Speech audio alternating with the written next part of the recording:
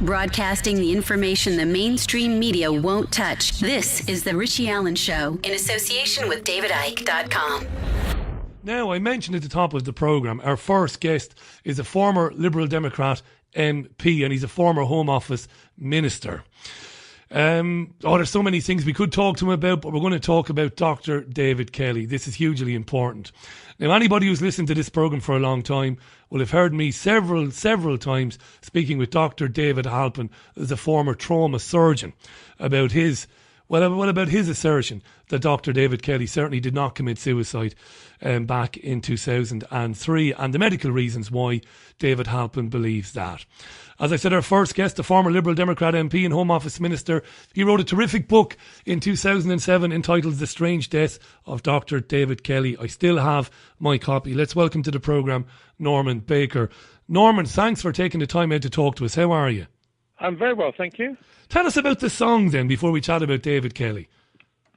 Well, the song's off the new album. I've had a band for about 30 years.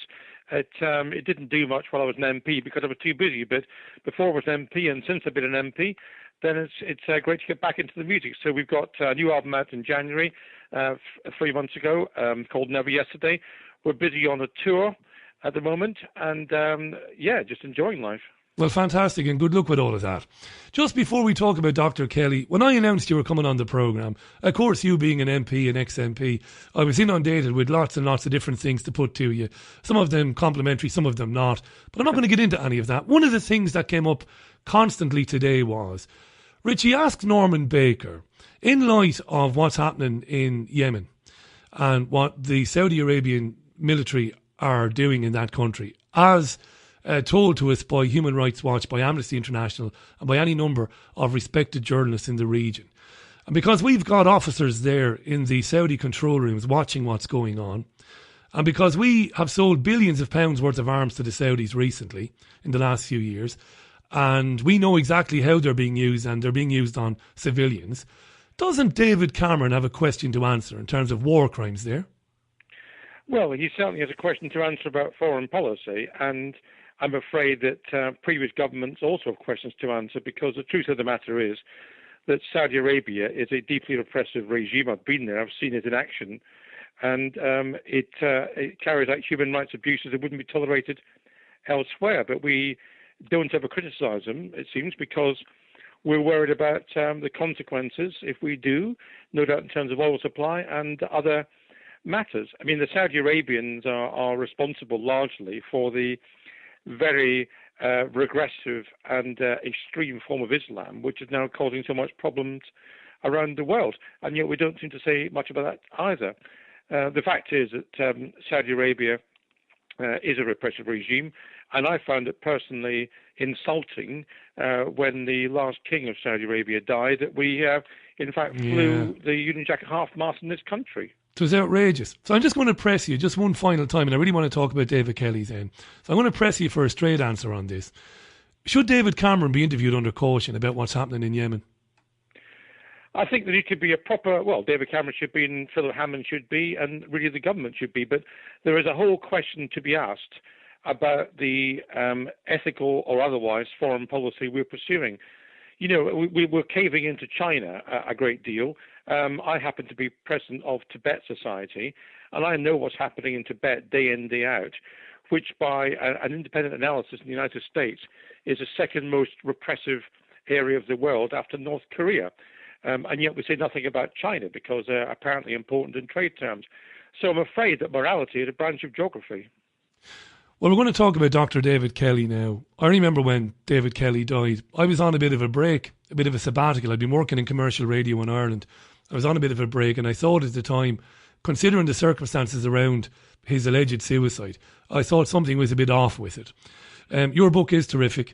I'm not just saying that. My word is not cheap. I really enjoyed reading it. Loads of questions about this coming in. We'll get to them shortly. But I want to ask you, Norman, we are, what are we now, 13 years away or 13 years past the death of Dr. David Kelly. Yeah. We've got listeners to this programme in their late 20s. They've no recollection of it, and a lot of them wouldn't know who David Kelly is. Do you want to tell them who David Kelly was and, as best you can and as brief as you can, what happened to him? Well, David Kelly was a well-respected weapons inspector working for the United Kingdom and working for the United Nations. He did some sterling work in different places in the world, including in the Soviet Union and elsewhere, to uncover improper activity involving weapons of mass destruction. He was a good man, and I think he was an honest man. And he was roped into some of the stuff on the edges relating to the Iraq War by the Blair government, including giving evidence at a select committee in support of the Foreign Secretary. And he was then a regular visitor to Iraq as part of his duties. I don't think he believed that there were weapons of mass destruction as the government declared, and he would have known that the dossiers, which were put together by Alistair Campbell and his colleagues, were stretching the intelligence available to breaking point, and he wouldn't have been very comfortable about that. He then was outed as a source for Andrew Gilligan, who in the BBC had run a critical report, critical of the government's strategy in Iraq and the way they were stretching intelligence. He was then outed as the source for that, and within a month or so, he was dead. And the speculation, of course, then was how that had occurred. But interestingly, of course, within a matter of hours of his death, about 6 hours after his death, by that time already, an inquiry of sorts had been established, and it was an inquiry which concentrated entirely, really, on the matters to do with the BBC and the government. And poor old Dr. Kelly, whose death was in theory to be investigated by this process, was hardly looked at as part of the process. But of course, announcing the inquiry within a matter of hours of Dr. Kelly's death, and Alistair Campbell and his colleagues shouting "woo-hoo" over here to the press, who then dutifully followed, meant that the discussion was then about the BBC, not about Dr. Kelly. He told Andrew Gilligan, we believe, well, we know he did, that the 45-minute claim was basically nonsense, that Iraq, if an order was given, biological and chemical weapons could be launched in 45 minutes. And he also told Gilligan that Campbell had included it in a briefing for Blair anyway.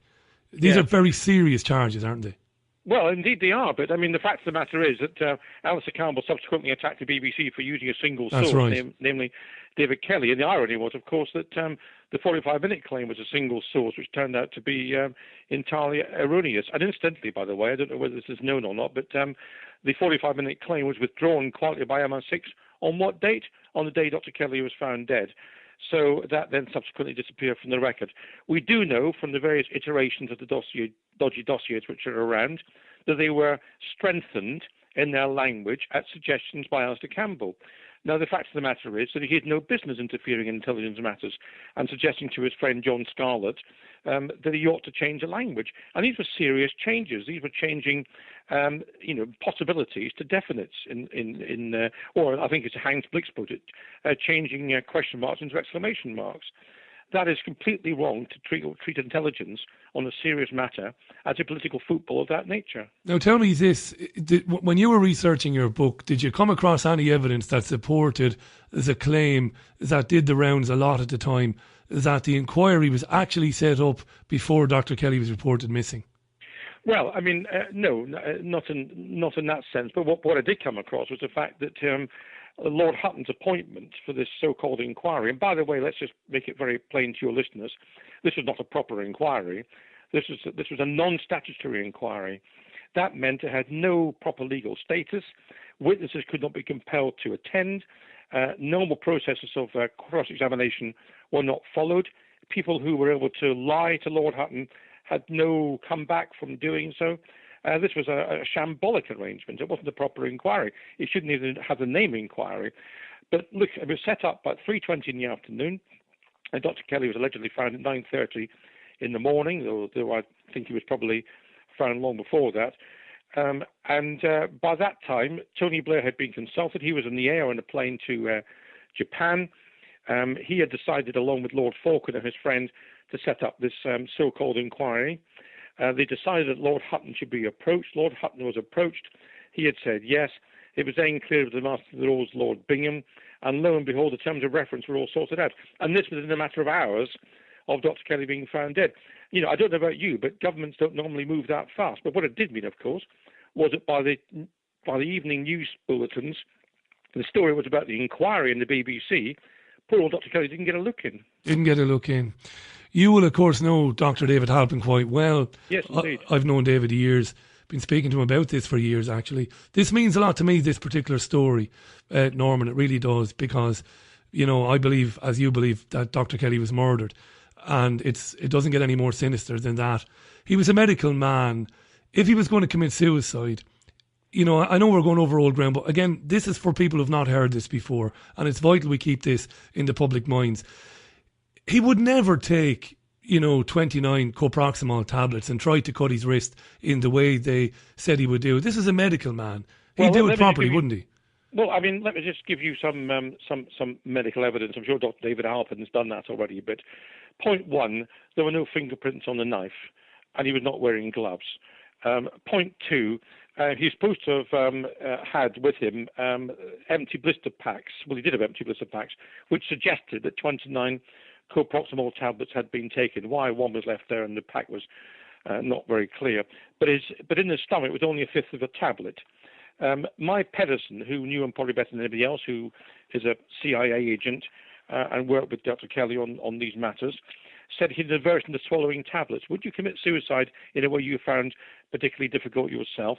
She also said he had an accident to his arm shortly before he died, and he was incapable of cutting steak in a restaurant when they met, let alone cutting his wrist with the arm, which would have been required to cut it. The paramedics who arrived at the scene said there was no obvious arterial bleeding and no immediately visible wound. One of them, Vanessa Hunt, told the Observer, and I quote, "It's incredibly unlikely that he died from the wrist wound we saw." The pathologist Nicholas Hunt testified that liver mortis was a clear post-mortem feature in this case, but liver mortis could only occur if the body retains a large quantity of blood. So how could he have bled to death and show liver mortis? To be honest with you, Richie, I can go on forever about this. The number of unanswered questions is incredible. And yet none of them are properly investigated by Lord Hutton in his inquiry. So what do you conclude? No, I don't mean in general, Norman. But what do you, as a bright man, as a man who served his constituency, what do you conclude from the ham-fistedness and the haphazardness of that? What does that draw you to? Well, I think what I conclude is this: that if you are determined to present a case. And it doesn't really matter how strong the evidence is against, you will frighten people off from making comments which point in the opposite direction.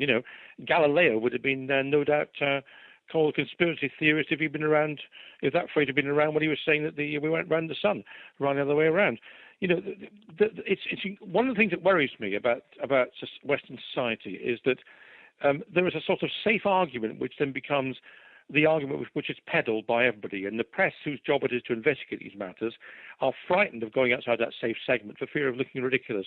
So they all go along with a particular story. And this explains perhaps why, for example, everybody seemed to know about Jimmy Savile, but nobody knew about him, and he went decades without it being detected. It explains why my wife was working for an Christic Institute in the United States, in Washington, in the 1980s. And everybody knew about Iran-Contra, but nobody published it until it appeared in the Middle East paper some years later. People knew about these things, but nobody wants to put their head above the parapet.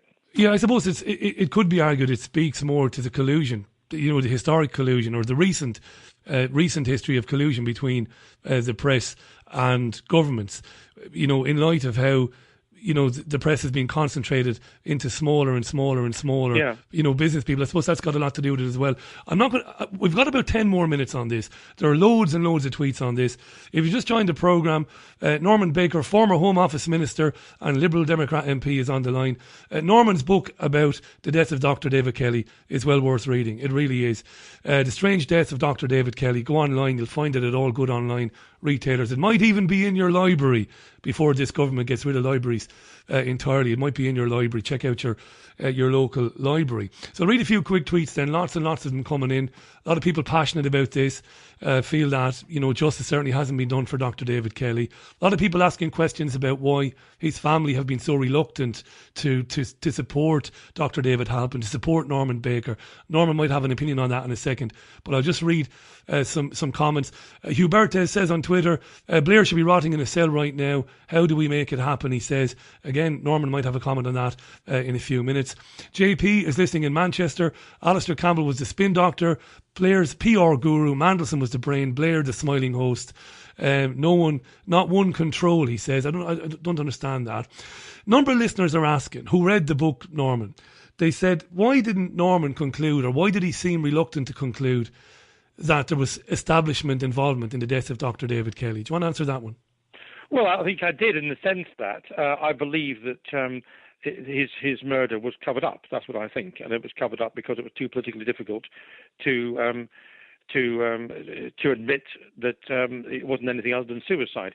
So I think there wasn't establishment involvement in that sense. But what I did in my book, and I was very careful to do it, was I said at any one stage where I was sure of my facts, where I thought something had happened and where it might have happened, and I graded it accordingly. So I'm in no doubt, absolutely no doubt, that he did not commit suicide. It is impossible for him to have committed suicide the way that was described. I then looked into what may have happened, and the reality was that there was no one obvious cause which was beyond reasonable doubt, and which was far more likely than the others, with a range of possible causes. And I set out those in the book, and I said, this is what I think happened, but I made it very clear that I couldn't be sure. I'm a one-person band. I couldn't do all the work of Scotland Yard, but Thames Valley Police should have done it, but they didn't. And I totally respect that. Look, I've concluded from reading your book, from speaking to Dr. Halpin and others, not because I'm a crazy conspiracy theorist, Norman, but you eliminate all the possibilities. To me, he was murdered by agencies of the state. I have to believe that. Not because I want to believe it. I don't want to live in a world like that, where a man effectively blows the whistle on the sexing up of dossiers to plunge the country into an illegal war. I don't want to believe that, but I can't conclude anything else other than secret services of this country murdered him to punish him, number one, and number two, to send a message out to anybody else who might put their head above the parapet. Well, let me just say two things about that. The first is that the way we deal with this, we should deal with this in a civilized, democratic country, is to have an inquest. Correct. And one of the absolute disgraceful things about this whole case, 13 years after his death, there has been no inquest. He has not had an inquest into his death. That is, to my mind, absolutely astonishing. And how people can just brazen their way out of that, I don't know. That is the way we should investigate these matters. There should be proper process. There should be evidence taken under oath. Key witnesses should be called, and we should do it properly, as we should do in this country, what we haven't done in this particular case. On your point, look, I don't know what the state did or didn't do definitively. I set out my thoughts in the book. What I do know is this. I remember speaking to Wouter Basson. Wouter Basson was known charmingly as Dr. Death. He was involved in South Africa in the apartheid regime, and he was involved in designing ways of killing black people. That's what he was supposed to do by the apartheid regime. Now, this all came out in the Truth and Reconciliation hearings in the late 1990s when Nelson Mandela became president, and he admitted to all these things. And I spoke to him on the phone, and because he knew Dr. Kelly quite well, and he knew Porton Down and so on. So I said to him, surely the government of the day can't be involved in assassinations. And he said, you're a fool if you don't know that Western governments are involved in assassinations. We know about President Putin, of course, and all the things he's been doing, and poisoned umbrella tips and everything else, and polonium. We know about the US because they've admitted that they tried to kill Castro and so on in Cuba. So I don't know whether the British government was involved or not, but what I do know is this. Are we unique in not pursuing that sort of course of action, our government? I don't see why we should be unique in that course. I mean, it doesn't mean they have done it, doesn't mean they haven't done it, but I don't think people should automatically conclude they haven't, because there's plenty of evidence around the world of democratic governments involving themselves in this sort of matter. Brilliant. Norman Baker is on the line with us. We've got him for another couple of minutes. I'm obviously going to put the Chilcot question to him. We'll do that now in a second. It's 17 and a half minutes to the top of the hour. We're talking about Dr. David Kelly, who died in 2003 under very strange circumstances after he had told Andrew Gilligan of the BBC that he believed that the government was sexing up information through Alistair Campbell in particular was sexing up information to provide the basis for the legal justification for Britain to join the United States in the Iraq War. Millions of people have died. I've been asked to ask you this, Norman, before I ask you about Chilcot. Nobody likes to see what happened in Brussels and what happened in Paris and what happened elsewhere. No. And it's a terrible thing. So we see England played the Netherlands last night in a friendly football match. I didn't watch it because I was on air at the time. They had a minute's silence. A lot of people saying we're very hypocritical about our minute's silence. Thousands of people are killed, week on week in different parts of the world by terrorists. Why do we kind of make flesh of one and blood of another? All sorts of comments about that particularly.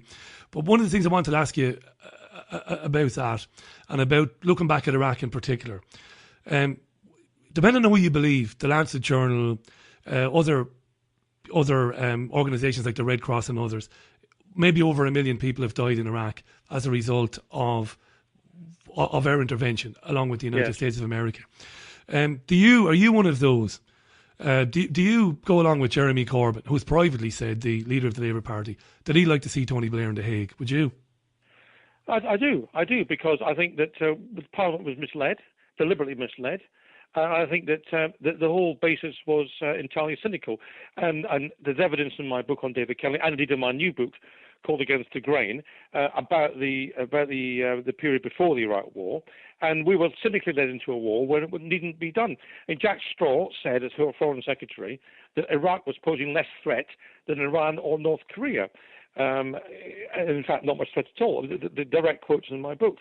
This was a very cynical political exercise, and we shouldn't go around killing people for cynical reasons. So I certainly think there's a case to answer. And you're right about the issue of terrorism. The fact of the matter is there are people being killed by terrorists every day in the world. ISIS is somewhat out of control, and I come back to the Saudi Arabia point at the beginning of our interview. But let's be quite clear, large numbers of Muslims are being killed by ISIS as well. This is a fanatical regime which isn't simply targeting Western people, it's targeting anybody who's outside their narrow range of beliefs. And just before I ask you about Chilcot finally, what do you reckon when you hear the former French minister Roland Dumas, the former foreign minister, worked for Francois Mitterrand, of course, when he said that back in 2009 he was in London and he knew that the British intelligence services were going to make moves against Bashar al-Assad in Syria. We heard the United States bleat on, for want of a better term, for 2 years about arming moderate rebels. They didn't turn out to be so moderate. What about the hand that our government has, Norman, in basically creating these monstrosities like ISIS? Well, I think the history of involvement in the last 20, 30 years from Britain and the United States has been a negative one in terms of these overseas involvements. And we really ought to stop pretending we're a world power in that sense. We're a pleasant country. We're a good country. I'm very pleased to be British, but we're a medium-sized European power, and we should put that sort of involvement and interference behind us. It hasn't been successful by and large over the years, and really we ought to be learning some lessons from that. Now, final question, absolutely final question before we let you go. Thanks for giving us your time, by the way. I've suggested, I do get to express my opinions on this programme from time to time. Norman, it's not the done thing ordinarily with presenters, but I do. I believe that Chilcot has taken so long to publish, and it doesn't get any more cynical than this. My opinion is that effectively the things that would be criticised in the Chilcot report, basically sexing up dossiers, making claims against dictators that you can't substantiate in order to justify an invasion. The reason why the Chilcot report has been delayed is because we're doing it again. We did it in Libya in 2011, we're doing it in Syria now. And we can't have that report published absolutely condemning or demonising the Blair government for doing what the Cameron government is doing right now. What do you think? Well, I think that's the reason. I saw Chilcot personally. I went to discuss the matter with him in about 2011. And he made it very plain, by the way, he wasn't going to touch David Kelly when I asked him about that back then. But I think what's happened is this maximalisation process where people have to be given an opportunity to respond to comments which are due to be made about them. I think the impression I got was Chilcot intended to be quite hard-hitting. He said to me enough time had gone by to be hard-hitting. So I think he will be that, and I think he'll be plain in his language. So I'm reasonably hopeful about what will be in the Chilcot report. But the maximisation process means that those he's had to send comments to have no doubt come back very vociferously. They've no doubt threatened legal action. They've been using every single trick in the book, I'd imagine, to stop this thing coming out. And I suspect the reason it's not come out is because he's been dealing with all that stuff. But in my view, you should give people a time to respond, and that's it. You should then publish after that. So it really needs to come out quite quickly, and I think the delay is deeply unfortunate.